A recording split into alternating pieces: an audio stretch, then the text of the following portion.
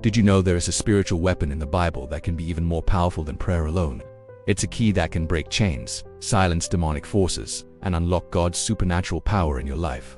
Stay with me, because today we're uncovering what the Bible reveals about how fasting confronts darkness directly. Fasting, in its biblical sense, is about much more than just skipping a meal. It's about denying our physical desires to sharpen our spiritual focus.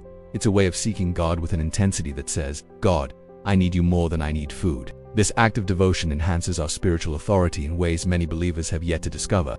Jesus himself gave us a powerful clue in Matthew chapter 17. After his disciples failed to cast out a particularly stubborn demon, they asked him why.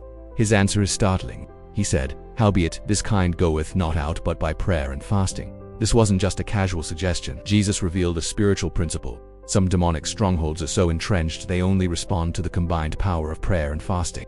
This implies that fasting multiplies our spiritual power. But here's a mystery that many people overlook.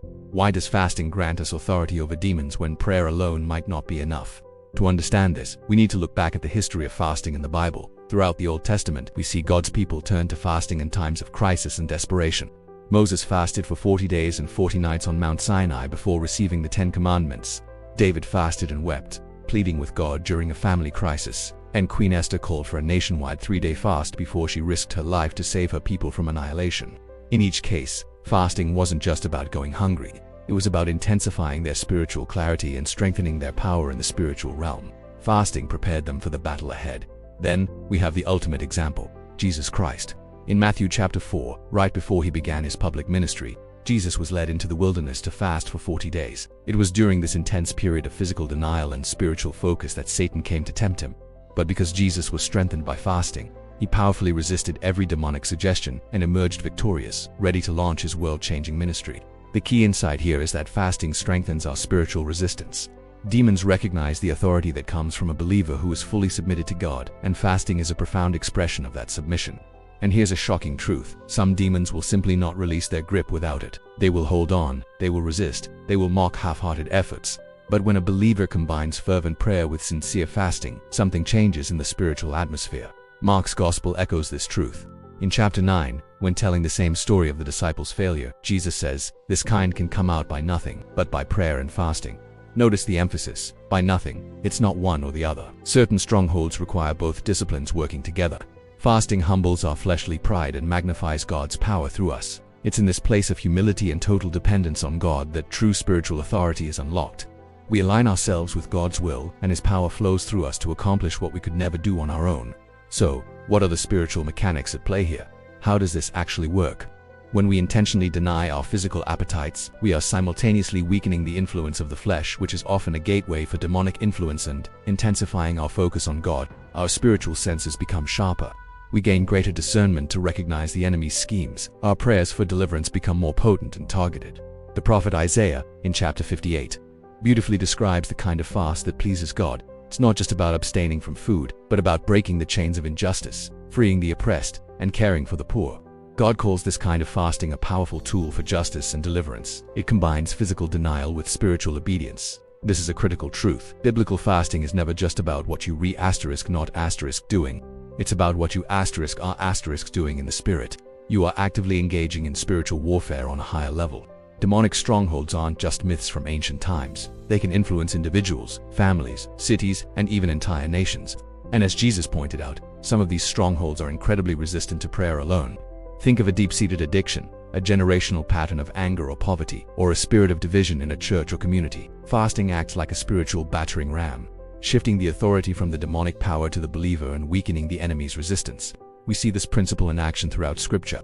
In 2 Chronicles chapter 20, when a vast army came to attack Judah, King Jehoshaphat proclaimed a fast for all the people. They sought the Lord together, and God gave them a miraculous victory without them even having to lift a sword. The early church in the book of Acts regularly combined prayer with fasting before making major decisions, like sending out Paul and Barnabas on their first missionary journey. It's also important to know that there are different types of fasts for different situations.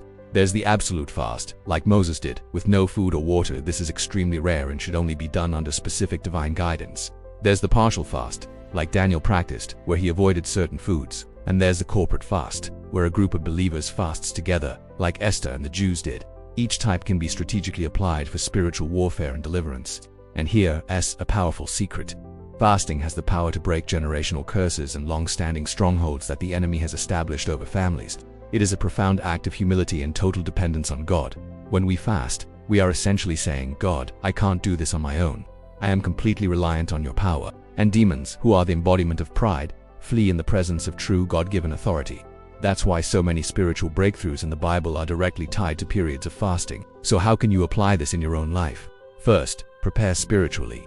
This isn't a hunger strike to get what you want from God. It's about drawing closer to Him. Start with prayer, confess any sin, and focus your heart and mind on God.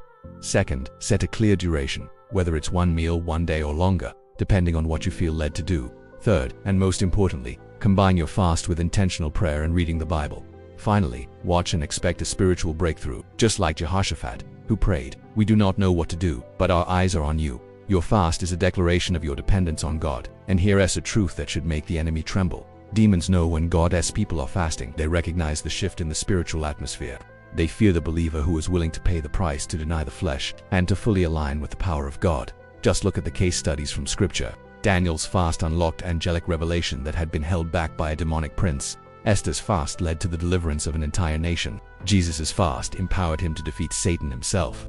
All of these examples show a direct connection between fasting and spiritual authority. Whether it's in deliverance ministry, breaking personal strongholds, or interceding for our cities and nations, fasting amplifies our spiritual effectiveness. But here's the hidden principle that ties it all together. Fasting is not about human effort.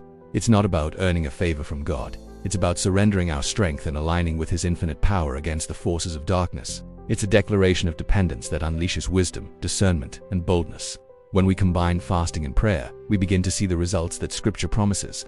We become humbled, our prayers are amplified, demons are resisted and defeated, and we learn to exercise our God-given spiritual authority more fully. God's power is unleashed when we walk in obedience. As Jesus said, some breakthroughs will simply not happen any other way. For this kind cometh not out but by prayer and fasting. Thank you for watching. If this message has been a blessing to you, please like, share, and subscribe for more content to help you grow in your faith. God bless you.